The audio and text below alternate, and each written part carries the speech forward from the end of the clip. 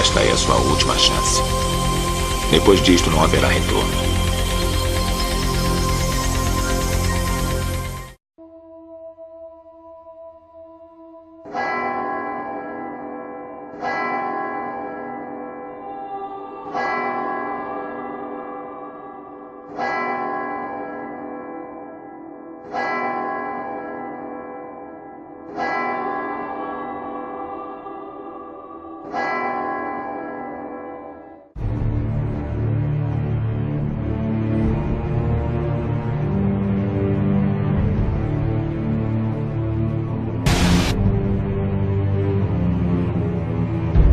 Qual é o parasita mais resistente? Uma bactéria? Um vírus? Um verme intestinal? Uma ideia. Resistente, altamente contagiosa. Uma vez que uma ideia se aposse do cérebro, é quase impossível erradicá-la. Uma ideia que esteja totalmente formada, totalmente compreendida, fica na mente em algum lugar.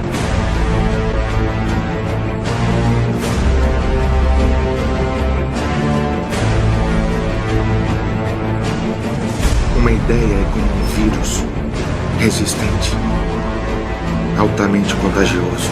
E a menor semente de uma ideia pode crescer. Pode crescer para definir ou destruir você.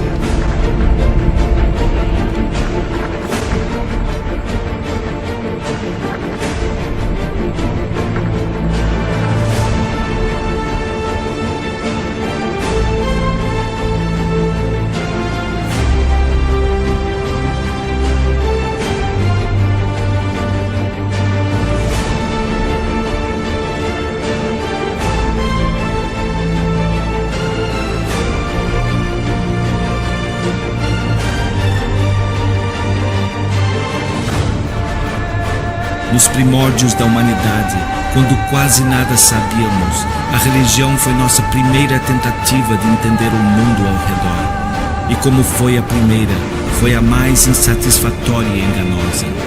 A ilusão da religião nos forneceu uma falsa esperança numa vida após a morte e um falso consolo para a morte de entes queridos.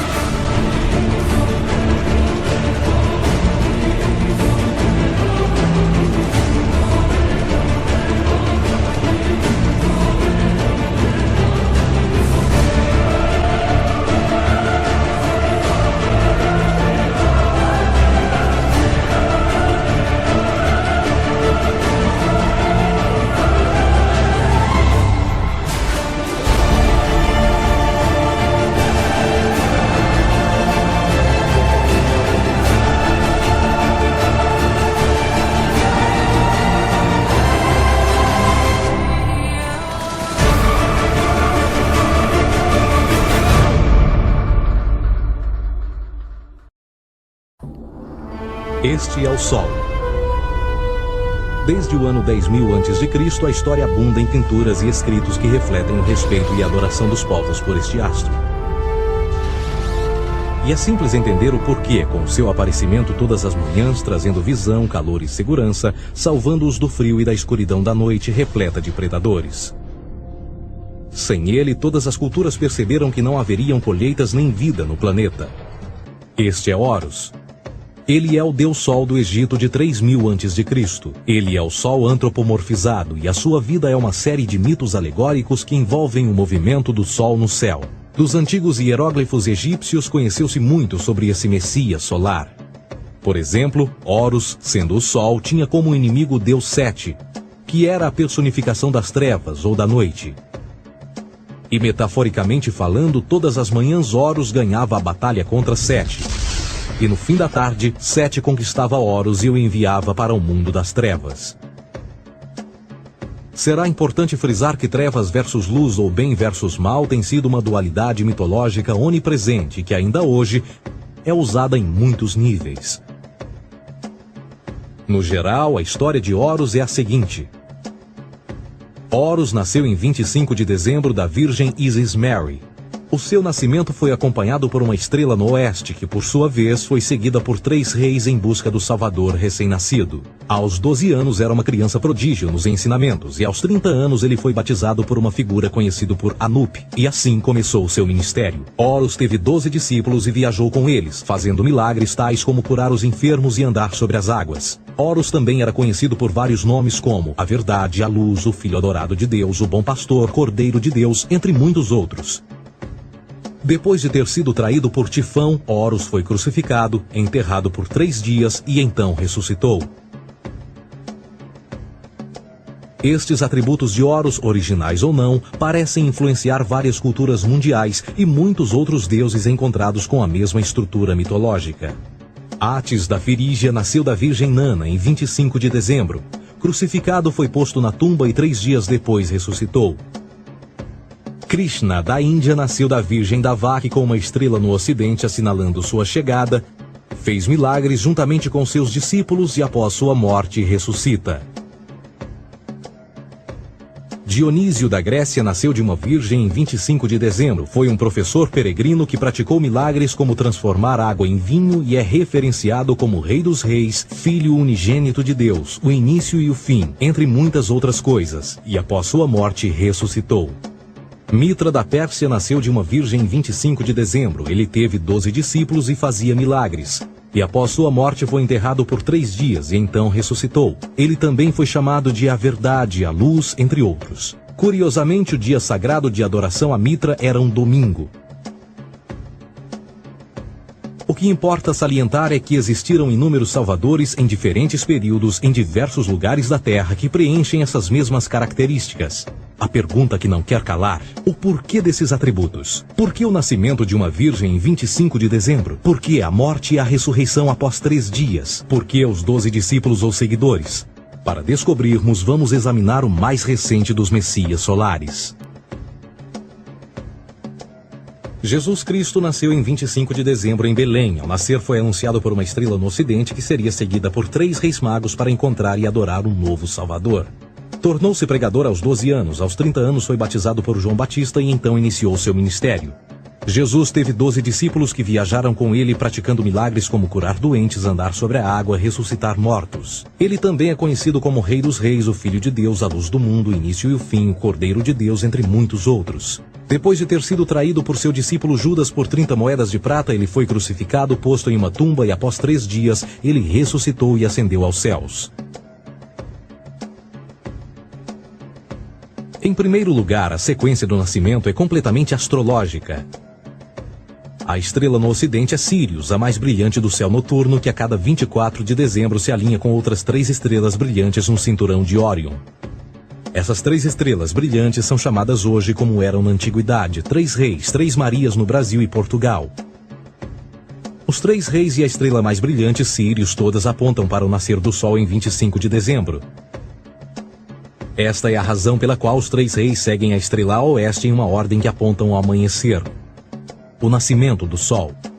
Existe outro fenômeno muito interessante que ocorre em 25 de dezembro. É o solstício de inverno. Do solstício de verão ao solstício de inverno, os dias se tornam mais curtos e frios. Da perspectiva de quem está no hemisfério norte, o Sol parece se mover para o sul, ficar menor e mais fraco. O encurtamento dos dias e o fim das colheitas conforme se aproxima o solstício de inverno, simbolizando o processo de morte. Era a morte do Sol. Pelo 22º dia de dezembro, o falecimento estava completamente realizado e faz com que atinja seu ponto mais baixo no céu. Aqui algo curioso acontece. O Sol para de se mover por 3 dias. Durante estes 3 dias, o Sol fica pelas redondezas da constelação do Cruzeiro do Sul, ou Alfa Crucis. Depois desse período, em 25 de dezembro, o Sol se move 1 grau, dessa vez para o norte, trazendo perspectiva de dias maiores, mais calor e a primavera. E assim se diz: o Sol morreu na cruz, ficou morto por 3 dias, apenas para ressuscitar ou nascer mais uma vez. Esta é a razão pela qual Jesus e muitos outros deuses solares compartilham da ideia de crucificação, morte por 3 dias e o conceito da ressurreição. É o período de transição do Sol antes de mudar para a direção contrária no hemisfério norte, trazendo a primavera e assim a salvação. Todavia, eles não celebram a ressurreição do Sol até o equinócio da primavera, ou Páscoa. Isto é porque no equinócio da primavera o Sol domina oficialmente o mal, as trevas, assim como o período diurno se torna maior que o noturno. E o revitalizar da vida na primavera emerge.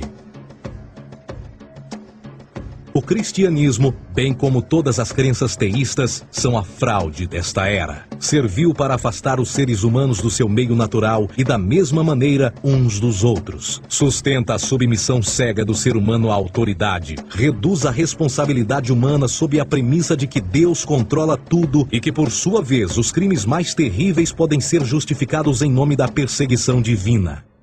E o mais importante, dá o poder àqueles que sabem a verdade e usam o mito para manipular e controlar sociedades. O mito religioso é o mais poderoso dispositivo já criado e serve como base psicológica para que outros mitos floresçam ou justifiquem.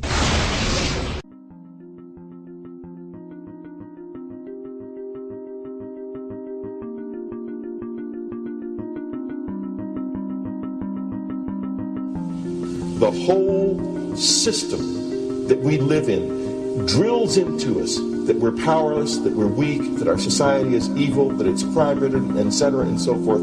It's all a big, fat lie. We are powerful, beautiful, extraordinary. There is no reason why we cannot understand who we truly are, where we are going. There is no reason why the average individual cannot be fully empowered. We are incredibly powerful beings.